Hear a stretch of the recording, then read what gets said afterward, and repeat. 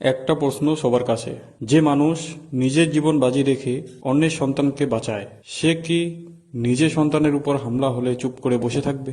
গত 5ই মে অনেকের হয়তো ভিডিওটা দেখছেন, কৃষ্ণ দাসকে ছুরি হাতে দেখা গেছে, কিন্তু সেই ভিডিওর পিছনে আসল সত্যটা খুবই কম মানুষ জানে। সকাল প্রায় 11টা নাগাদ কৃষ্ণ দাস তার বাড়িতে নিজের মেয়েকে নিয়ে বসেছিল। হঠাৎ করে প্রায় 1500 থেকে 1600 জনের একটি বড় দল, যাদের বিজেপি সমর্থক বলা হচ্ছে, তার বাড়ির উপর হামলা চালায়। টার্গেট ছিল কৃষ্ণ দাস এবং তার মেয়ে। ভাবুন একবার, একজন বাবা যার চোখের সামনে তার মেয়ের উপর আক্রমণ হচ্ছে, সে কি চুপ করে দাঁড়িয়ে থাকবে, নাকি নিজের সন্তানকে বাঁচানোর জন্য শেষ লড়াইটা করবে? কৃষ্ণ দাস সেই লড়াইটা করেছেন।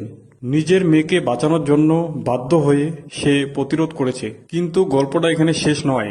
কৃষ্ণ দাস শুধু একজন বাবা নয়, সে এমন একজন মানুষ যে নিজের ঘরেই প্রায় 25 থেকে 30 জন অনাথ শিশুকে আশ্রয় দিয়ে মানুষ করেছেন। আজ প্রশ্নটা আরো বড়, যদি সেই মানুষটাই নিরাপদ না থাকে, তাহলে ওই অনাথ বাচ্চাগুলোর ভবিষ্যৎ কোথায়? আমরা কি শুধু একটা ভিডিও দেখে বিচার করব, নাকি পুরো সত্যটা জানার চেষ্টা করব? কারণ কখনো কখনো যে মানুষকে আমরা অপরাধী ভাবি, সেই মানুষটাই আসলে কারো জীবনের শেষ ভরসা হয়ে দাঁড়িয়ে থাকে।